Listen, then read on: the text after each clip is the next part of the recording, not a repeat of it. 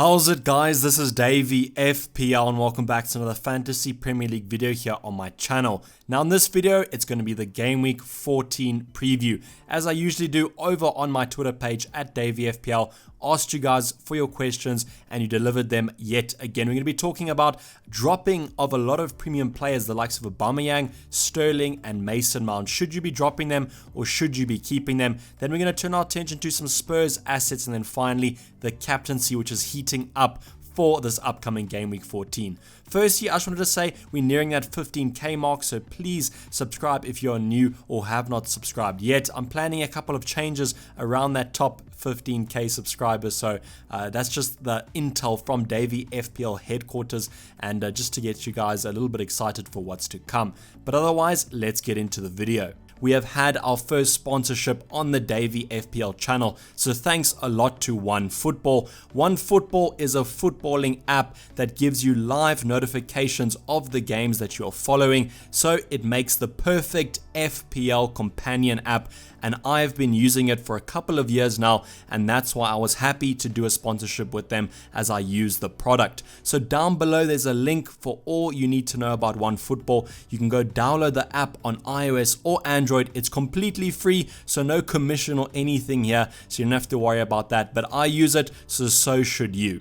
So a quick reminder about the Champions League, and this is quite an important one. So as you can see there at the bottom, this is the second last group stage game. So the last group stages are being played quite recently. So as you know, highly competitive. A lot of teams are going to be competing for that final 2 spots from each group to compete in the playoffs. So I think this is quite important as most teams are probably going to be playing their strongest 11s. And to be honest, most of the players in our FPL squads should be in that strongest 11. So keep your eyes out for this one. I know usually some people kind of switch off midweek and don't really pay attention to their players, but this is one of the weeks to kind of pay attention, as there's going to be some highly competitive games out there, and hopefully, touch wood, that none of our players do get injured. If you have taken hits or transfers already, just monitor the situation there. Hopefully it doesn't come back to bite you. I don't think it will. Usually there's not that many injuries in the Champions League, so I just wanted to give you a reminder as I usually do over on these previews.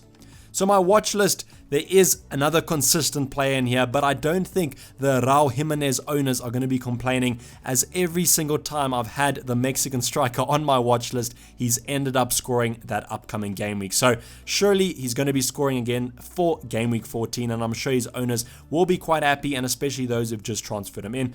But the Mexican striker, as I said, is once again on my watch list. It just seems to be a position that I can't fulfill. I can't upgrade the likes of Greenwood to Raul Jimenez, and I'm not really assured on dropping Tammy Abraham or the likes of Jamie Vardy for Raul Jimenez. So it's kind of an abyss transfer that I'm trying to find the funds for, but every single game week I have another fire to put out, so I can't bring him in. I guess I could wildcard and then maybe look at him, but I'm kind of keeping that wildcard for later on, as I have described in previous videos. But he has performed quite well. He scored another goal against Bournemouth. He's not getting that many high hauls, but I think at 7.4 million, a goal every game week is not too shabby at all, and his minutes are still looking quite good. Monitor him in the Europa League this game week, as we want to see how many minutes he is playing, but I'm pretty sure that Wolves should qualify for the next round, and then we'll see Raul Jimenez on the weekend, probably scoring another goal again. Then we have the likes of Sadio Mane reintroducing himself to my watch list. I do still have the likes of Mohamed Salah, so that's why I'm looking at Sadio Mane as well. It looks like it could be a potential double up in the midfield, but we'll talk about that later on when we consider the triple up of Liverpool assets. But Sadio Mane yet again had a really good weekend. He managed to score another goal.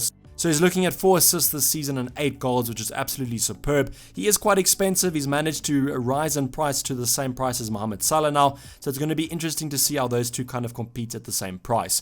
Then, as we did in the last preview as well, we have Trent Alexander-Arnold. I know Liverpool are conceding these quite bad goals. They always seem to concede 1 goal every game week, which is quite annoying, because if they can eliminate that 1 goal, they'll be keeping massive amount of clean sheets. But Trent Alexander-Arnold, yet again, I know he had a tough weekend against Wilfried Zaha, but I don't think there's too many right backs that would have a good time against him. So he yet again was delivering those crosses in as well, and I did think that he was a little bit unlucky in maybe not to get an assist. He does always offer that attacking threat, and that's the reason why he is 7.2 million and definitely on my radar if I am considering doubling up on that Liverpool defense. So the first question was quite a highly requested one. It's whether to drop AUBAMEYANG.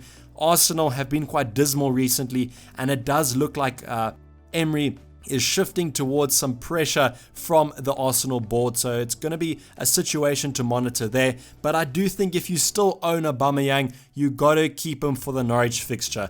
I think that's why a lot of you still were holding him, so you got to give him this game. I know Norwich had a better defensive performance against Everton, but I think that was kind of just a little bit of an outlier, as they have been defensively atrocious for a couple of game weeks now. So I definitely think that I can see Arsenal scoring a ton of goals here, and then you got to back AUBAMEYANG to score. If you're looking to maybe downgrade AUBAMEYANG to the likes of Lacazette, I can understand that move. Lacazette seems to be that main man up front and maybe offering a little bit more value for money, as he is quite a bit cheaper. So you could look at that move, but I think that you kind of got to keep him if there's no other fires to put out. You got to go for the Norwich game, and hopefully he does perform for you. I do think that it might be even a differential captain there, as Norwich have been quite bad, and especially at home even they looked quite shoddy. So I do think that AUBAMEYANG is going to be amongst the goals in that one.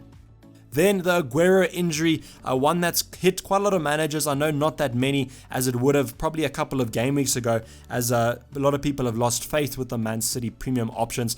But AGUERO did get injured. It looked like it might have been a hamstring or a groin injury. I can't really remember, but Pep Guardiola did come out today and say that he will be out for a few games or a few weeks, and that they do have Gabriel Jesus and Sterling who can play in that position, obviously referring to that centre forward position. Quite interesting for us Sterling owners that he is kind of considered as maybe playing as a striker. I don't know how much good that does owe him, but it's definitely something to ponder about. But if you do have AGUERO, it looks like you should be transferring him out if you still own him, and I do think there are great other options. If you don't have the likes of Jamie Vardy, that seems like the no-brainer. Tammy Abraham's also a good option, Raul Jimenez, but if you want to take a little bit of a punch, you can go for Jesus, as he should be playing the next couple games if Sterling doesn't start up front.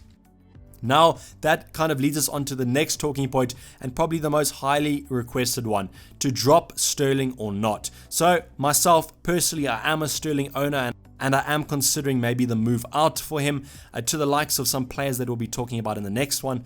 But with Sterling, it's a tough one. I'm almost considering maybe the patience has to pay off here, but it's not paying off every past couple game week.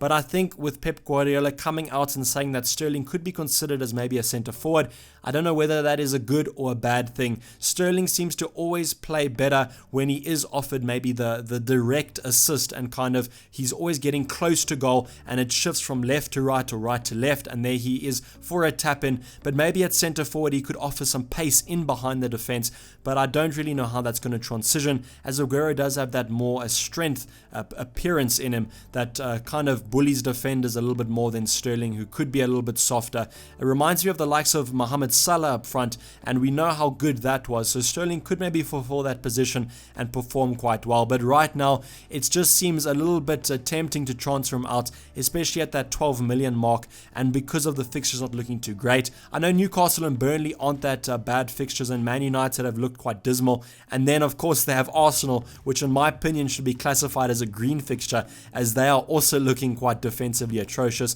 But it's kind of whether you're going to keep faith with him over these past couple game weeks, and I know we've been quite patient with him, but it just comes down to you and what your team kind of decides. If he does have a great game against Newcastle, it's another story. Probably look at keeping him, but I think that we're kind of clutching at straws here a little bit and hoping that he does pick up another double-digit haul. So it's a more open-ended question. It's kind of whether your team has no fires to put out. If it has no fires to put out, I do think that Sterling should have an average game week against Newcastle. I know there's a lot of other players that are performing quite well, so you could look at them. But I think if there's no other fires to put out, you could look at transferring Sterling out. But for my personal team, I think I might look at maybe fixing up the defense a little bit before I move on to Sterling.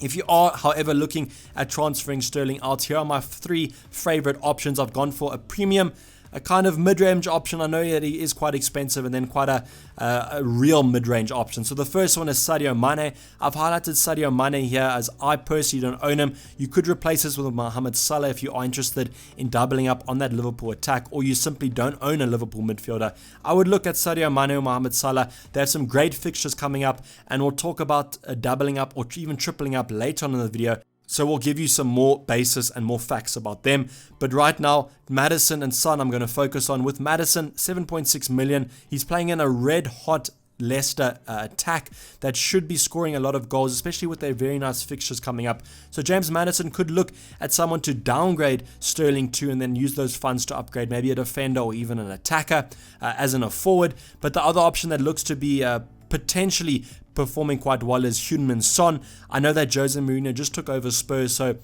you might want to give it a couple game weeks, but I think with Son, it's worth taking the punt on. It looks like he's going to be a main focus of that Jose Mourinho attack, and Son is always a really great FPL option. Spurs have some nice fixtures coming up, so definitely worth the punt in my opinion. So out of these three, my favorite probably would be Sadio Mane, as it's a direct swap, but then I would look at Heung-min Son afterwards if you need the funds, and then I would look at James Maddison, as I am kind of currently having Jamie Vardy, so I don't know if I'm too keen on doubling up on that Leicester attack. But these are three options. Tell me who you would go for down in the comments below. Now, the next question, I know a lot of questions about dropping players and potentially transferring them out, is Mason Mount. So the first thing I want to say is if you are looking at transferring Mason Mount out because he did not start against City, I would like to maybe sway you from that, and I just think that it was because Frank Lampard wanted to be very conservative against Man City. I think he wanted to not concede too many goals in the first half so that Chelsea entered the second half still in the game. I think they fulfilled that goal quite well. They did manage to maintain City quite well, but I think with Mason Mount, he should be coming back into the lineup for that West Ham game. I think that if he is starting against West Ham, we could maybe look at keeping him, as the Chelsea fixtures are quite nice in the next 4. They have 3 home fixtures. But I think if he does not start West Ham, then it looks like a definite transfer out and we could shift the funds. If you're looking to replace him, I think that this is a transfer. If you have no fires to put out, you can look at it, as I think most people will look at Mason Mount to Pulisic, which seems like a little bit of a sideways move for me. So that's why I'm saying if you have no other fires to put out, the other options you could look at is maybe upgrading him to the likes of even Sadio Mane, James Maddison or Heung-min Son, or you could even look at Dele Alli, but those looks like good options, and I think if you're willing to upgrade him, then you can look at it. But I think if you don't want to kind of upgrade him and maybe downgrade him, then I would definitely keep him for the West Ham fixtures. I think that Chelsea should be quite fortuitous in that one. So the next talking point, and kind of when we're going to focus on Sadio Mane a little bit more, is the Liverpool triple up. Now I know Liverpool's defense has not been at its best, and they seem to be conceding 1 goal every game. And it's kind of the reason why I'm potentially looking at maybe doubling up on that Liverpool attack. I know in previous videos I've spoken about the defense being more value for money, but the fact that Sterling is not performing sways me a little bit to maybe a double up on the Liverpool attack a little bit more, as I think it'll be quite a nice differential. I think there's quite a few managers that do have that double up in defense, as Liverpool last season performed quite well, and I think they've kind of just held on to those 2 defenders. But I do think if you can manage the funds, the Liverpool attack seems to be quite good, and the thing that really makes me want to do it is they do have 3 home fixtures in the next 4, and they look like quite favourable fixtures. The away fixture is against Bournemouth, and I think we can all agree that that is definitely a great fixture, and Bournemouth have been quite bad defensively, especially recently. I know they had some nice clean sheets, but I think that Liverpool will manage to break down that attack as they usually do, and I think that Liverpool attack with Sadio Mane and Mohamed Salah looks ideal. You can also go for Firmino, but my 2 favorites are Sadio Mane and Mohamed Salah. I do think that the defensive double up is also quite good, especially because of the home fixtures as well. So it's about time that Liverpool do get on a nice run of clean sheets, so might as well be that Brighton home fixture. Now with Spurs assets, Jose Mourinho just took over them, and they did have a nice win. I know it was quite close, 3-2 against West Ham, so I don't think I would be looking at their defense right now. I do, however, think that the Spurs replacement keeper, I call him Gaza, as Lloris has been out too about the new year, and Vorm has come in and got injured again, so it looks like Gaza will definitely be keeping his place until the new year, and he is cheap enough to kind of offer a good asset. He comes in around the same price as Pope and Ryan, and with their fixtures hotting up a little bit in terms of difficulty, it looks like a good transfer in my opinion, but I wouldn't be looking at the other defenders. I think if you're going to be looking, you should be looking at the attack, and my 2 favorites are Heung-min Son and Dele Alli. I think that those are both key players in that new Jose Mourinho attack. I'm kind of favoring Dele Alli a little bit because he is cheaper, but Heung-min Son is hands down the better option out of the two of them, and I think that that's who you should be aiming at. But I just favor Ali a little bit as he offers a little bit more of a surprise threat and a more of a differential threat, as Andy is almost cheaper. So those are my two favorites for the Spurs attack. You can go for either of them just depending on how your budget goes, but I think that I would aim for Son if you can afford him, but if you can't, I wouldn't be too ashamed of bringing in Dele Alli, as I think he's going to be a great option as well. Another last talking point to go over here, and probably the hardest one to predict, is captaincy. I don't think I can remember this season there being so many captaincy options to go for and the amount of home fixtures to choose from. So I've highlighted my three favorites here. I've spoken throughout the video about some potential transfers you could make or captaincy options you could make that could be a little bit differential. And if you're looking at a differential captain, you could look at the likes of AUBAMEYANG against Norwich. But these are my three favorites here. I know that I haven't included Man City here. I just think that they could be a little bit restrained against Newcastle, but then again, that is another differential captain if you want to go for it. But my three favorites are Jamie Vardy against Everton at home, Tammy Abraham against West Ham at home, and Sadio Mane. And if I had to kind of rank these three, I would say Sadio Mane / Mo Salah, whoever you go for, is the best captaincy option this game week. And then I would look at the likes of Jamie Vardy, and then in third place, Tammy Abraham. I think Tammy Abraham is going to be the differential safe option this game week. I definitely think he'll be scoring a goal. He's been very consistent in these past couple game weeks, so I do think he is the safe differential pick. And then Jamie Vardy, kind of also a safe pick there, but I think with Sadio Mane / Mo Salah, that's where this high ceiling is going to be. It just kind of depends on what the game is going to be. I think that Brighton have the potential to frustrate Liverpool, but I think the home fixture and looking back at past history, I think this is going to be a 3-0, 4-0, and hopefully Mo Salah or Sadio Mane can get on the end of the majority of those. I think that Leicester should beat Everton, especially after how badly they played against Norwich. So I do think that Jamie Vardy is also a good option, but there's just so many good options, and if you're asking me to rank them, that's how I would rank them. I probably will be looking at captaining a Liverpool player this weekend. It's been quite a while since I did captain a Liverpool asset, so I'm looking forward to it, and hopefully Liverpool can perform quite well. Thanks for watching this video, guys, and I hope you did enjoy it. Please subscribe if you are new. As I mentioned, we're kind of going for that 15k subscribers, and don't forget to like the video if you did enjoy. Otherwise, share with your friends if you want, and don't forget to hit those bell notifications. Stay tuned for the team selection coming up probably about Thursday, and otherwise I'm going to be signing off. This has been Dayvy FPL, and I'm out. Cheers, bye.